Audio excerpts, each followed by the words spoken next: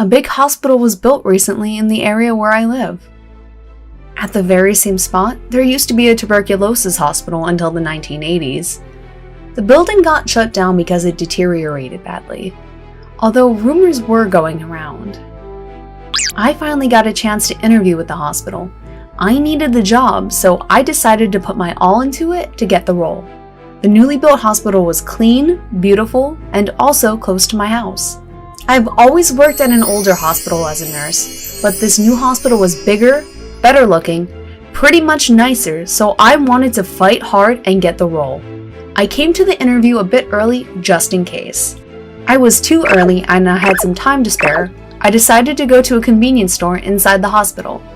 There were a few patients in the store, and the aisle of the shop was narrow.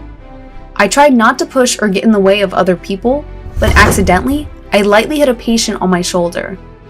"Oh, I'm sorry." I was shaken and I apologized right away. The patient bowed and went to the cash register. I bought sweets at the store, and while I was waiting for the interview, the patient walked in front of me again, and I could see her well now. The patient looked pale, skinny, lifeless, and I was thinking she might trip, stumble, and get injured as she was looking weak.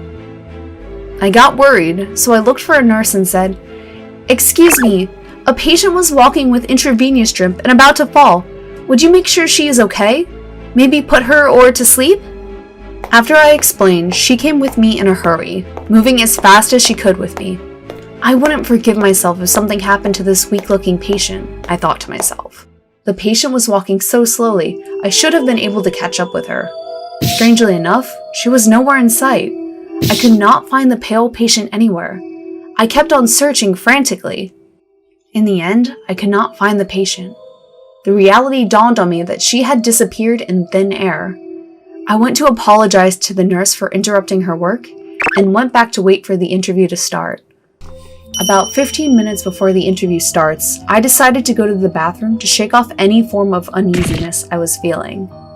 As soon as I stood up and carried my bag, I felt a sharp pain on my right shoulder. I went into the toilet stall, looked at my right shoulder, and found that there was a bruise with 5 dark lines. I did not remember any moment when I got hit to get the bruise, especially given the bruises around my clavicle. I was scared as there have been lots of strange things that occurred to me today. As I was planning to leave the toilet stall, the face of the sick patient appeared out of nowhere in the mirror. The air suddenly went cold, and I lost strength in my knees. I kept begging my knees to move. It was as if the cold, icy stare of the patient was sucking away my strength. In a flash, I regained my strength and I ran out of the bathroom, forgetting to wash my hands in the process. I was visibly shaken. My focus is taken away from me. All the courage I had mustered for the interview had gone in an instant.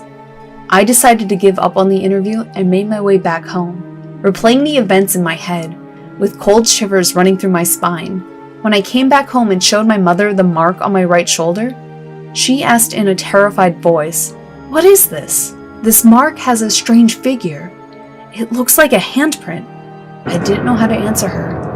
I swore I would not return to the hospital for anything ever again.